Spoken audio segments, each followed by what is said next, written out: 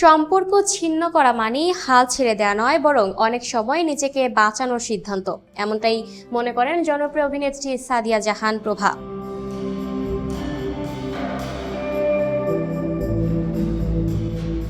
শুক্রবার নিজের ফেসবুক পেজে দেয়া এক দীর্ঘ পোস্টে সম্পর্ক, আত্মসম্মান ও মানসিক শান্তি নিয়ে নিজের ভাবনা তুলে ধরেন তিনি। প্রভা লেখেন, একসময় অর্থবহ কোনো সম্পর্ক যদি ধীরে ধীরে একজন মানুষকে ভেতর থেকে ভেঙে দিতে শুরু করে, তাহলে সেই সম্পর্ক থেকে সরে আসা প্রয়োজন। তার মতে, ভালোবাসার বিনিময়ে কারো মানসিক শান্তি, পরিচয় বা সুস্থতা বিসর্জন দেওয়া উচিত নয়। তিনি বলেন, এমন অনেক সম্পর্ক রয়েছে যেখানে সীমা লঙ্ঘন করা হয়, আবার কখনো কাছের মানুষ পাশে থেকেও একাকিত্ব তৈরি করেন।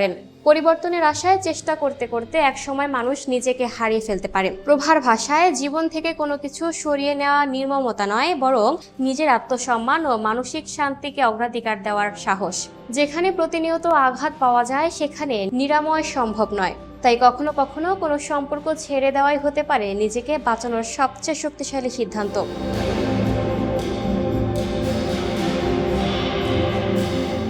Lucky Akter, up to date news, Dhaka.